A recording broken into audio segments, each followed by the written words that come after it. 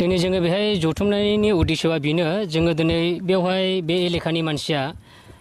पाटाबारि औगुरि नांगलभाङा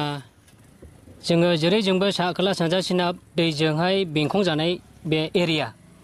दा बेवहाय जोङो 6 मास जोंहा बनसिथ' जायो जों थांनोबो हाया फैनोबो हाया जेरै नै फर एग्जाम्पल दाखालि बावैसो नावा गोदोदों आरो नै मैयानि अखानायैसो सासे मानसि थैबावबाय दै बारनो नागिरनायाव बेबायदि जोंहा बेहाय माने बोसोरफ्रोमबो जाबाय थायो नाथाय जोंखौ रावबो उद्देश्यबो लाया आरो जोंनि बुंनायफ्राबो सहैया बेनिखायनो दिनैहाय बे मिडियानि गेजेरजों बेखौनो फोसावनो गोसो जादों जोंहा बाहायगनिया होननानै जों सानदों आइ फुवालि बिमा दैयावहाय जोङो मोनसे दालां मोनदों चिरां डिस्ट्रिक्टनि आन्डाराव दा बेवहाय जोङो खोनानाय मोनदों आरो खोनानो मोनदों आरो मिथिनो मोनदों बेहायनो जे बे दालाङा 18 मासाव कमप्लिट जानांगौमोन होननानै नाथाय मा 18 मास नोंथांमोना नायनो हागोन 18 बोसोरब्लाबो बियो जाया लेहेम जाना दङ जा कन्ट्राक्टर असिन्त कन्ट्राक्टरा बेहाय मेनेजारफोरखौ दोनलांदों नायग्रा इनचार्ज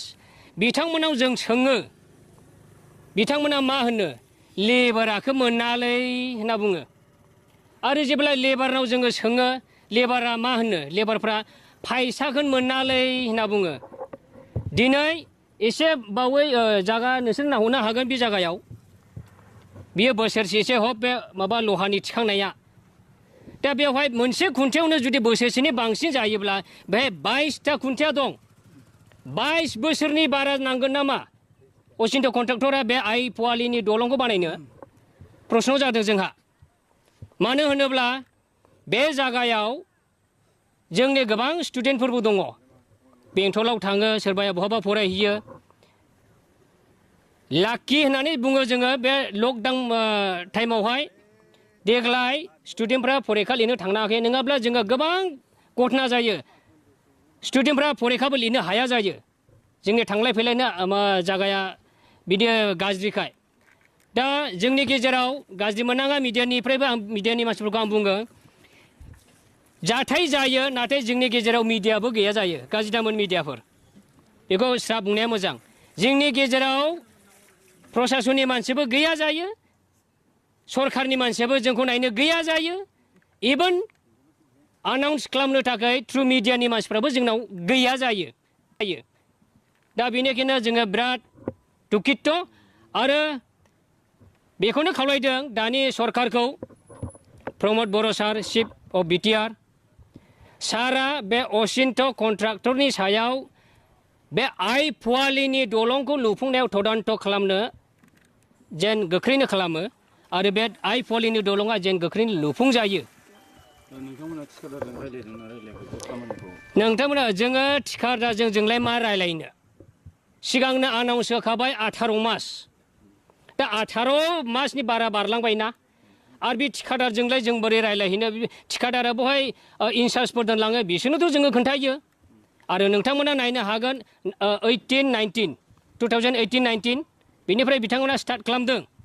अब्ला नोंथांमोना बेयाव नायदो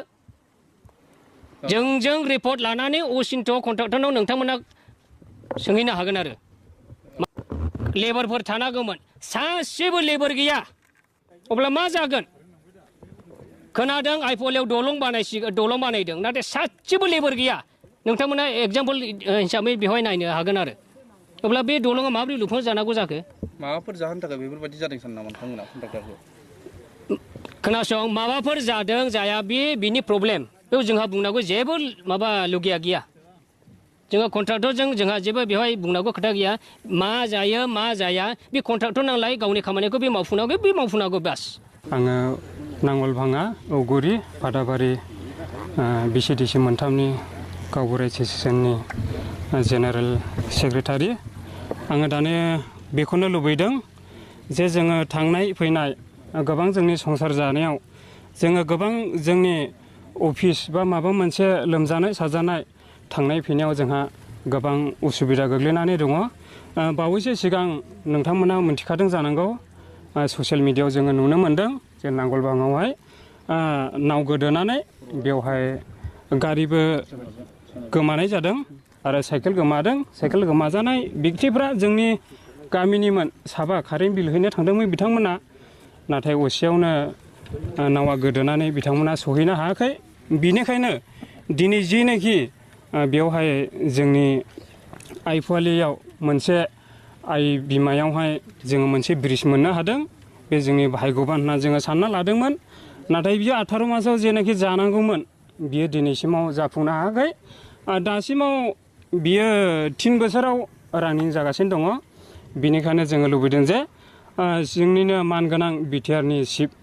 प्रमद बर' सारनिसिम जोङो खावलायो जेन' बिथाङा बे ब्रिजनि सायाव मोजाङै गोथौयै नोजोर होनानै जोंनि आजौ आजाय बा गथ' गथाय बा फरायसुला फरायसुलिफोरनि थाखाय मोजां सुबिदा खालामना होनो थाखाय जोङो प्रमद बर' सारनिसिम गुरैयै खावलायनाय थाबाय। बेनो आरो आंनि खावलायनाया।